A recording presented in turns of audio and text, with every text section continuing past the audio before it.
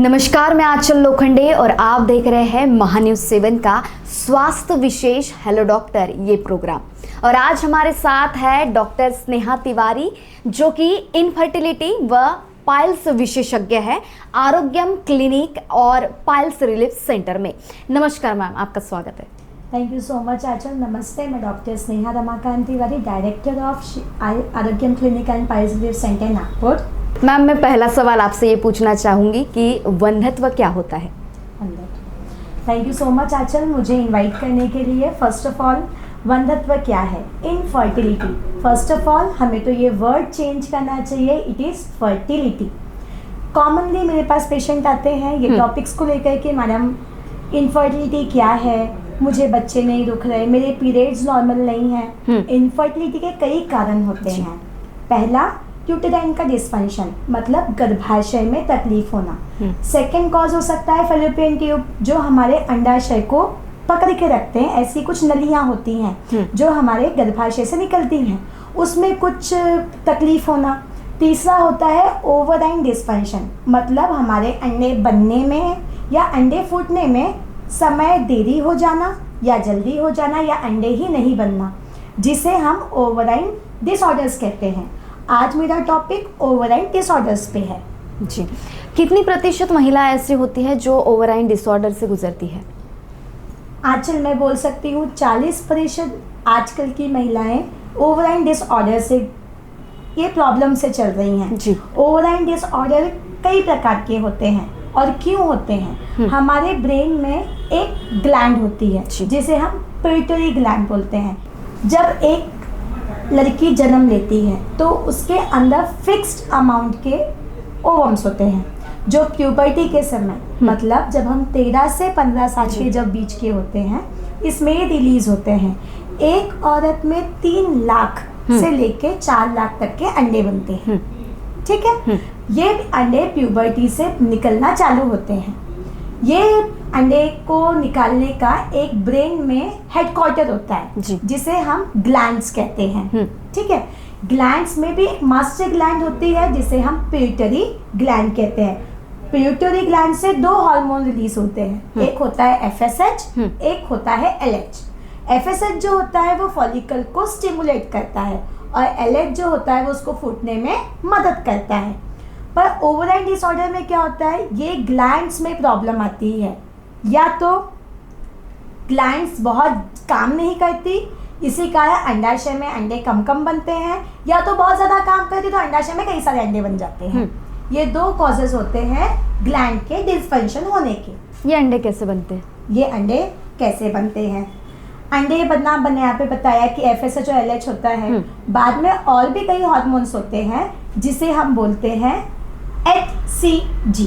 ठीक है, जो गोनाडोट्रोपिक हार्मोन होता है ये AMH को बढ़ाता है और AMH को कम करता है। अब आप पूछेंगे मैडम ये AMH क्या है? जी, इनफर्टिलिटी के पेशेंट में कई बार आपने देखा होगा रिपोर्ट्स बनती है AMH मैडम आपकी फर्टिलिटी रेट ही नहीं है, आपके अंडे बन ही नहीं रहे।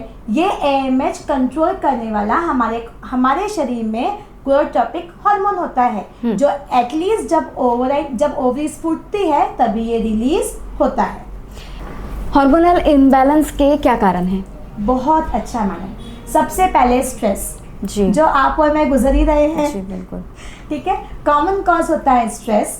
दूसरा कॉज है वेट गेन या weight loss, excessive weight loss होना। एथलेटिक्स जो होते हैं है ना, कॉमनली वो हमें क्या बताते हैं, माना मेरा वेट एकदम लॉस हो गया है और मुझे इरेगुलर मेंसेस आ रहे हैं, या एक्सेसिव वेट गेन हो जाए तो हमें इरेगुलर मेंसेस आते हैं। और सेकेंडली हमारा फास्ट फूड हैबिट्स, जो आजकल के बच्चे सबसे ज्यादा road side food, fast food जो खाते हैं, इससे भी हमारा हार्मोनल इम्बैलेंस हो सकता है। जी मैम, इस पर आपके आरोग्यम क्लिनिक में किस प्रकार से इलाज किया जा सकता है?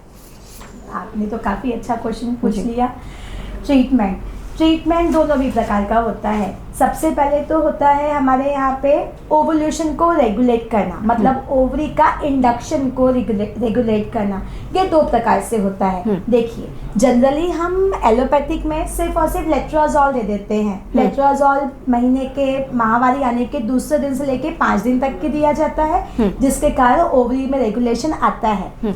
पर इसके साथ हमें आयुर्वेदिक भी करना चाहिए, जिसमें हमारे आयुर्वेद में कई सारे योग दिए हैं। रस पाचक योग, चरक सूत्र स्थान काफी अच्छे से हमें डिस्क्राइब करता है, जिसमें हम लोग रस पाचक योग के द्वारा ओवराइन डिस्फंक्शन को प्रॉपर रेगुलेट कर सकते हैं। सिर्फ और सिर्फ ओवराइन में सर्जरीज कराना या एंडोमेट्रियोसिस की सर्जरीज करना, ये सब कॉमन तरीके हो गए जिसके कारण और ओवराइन इंडक्शंस में प्रॉब्लम आते हैं। हमें एलोपैथिक और आयुर्वेदिक दोनों को मिला करके हमेशा ओवराइन डिस्फंक्शन का इलाज करना चाहिए। हमारी महिला दर्शकों के लिए कुछ सावधानियां या फिर कुछ मैसेज देना चाहेंगे? बिल्कुल बिल्कुल मैं देना चाहूँगी।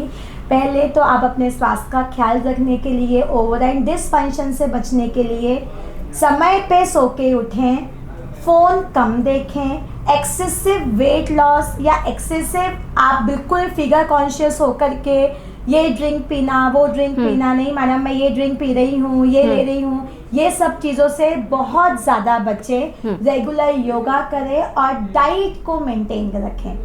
काफ़ी एकदम सरल भाषा में आपने हमारे महिला दर्शकों के लिए और बाकी भी दर्शकों के लिए काफ़ी अच्छी जानकारी दी है।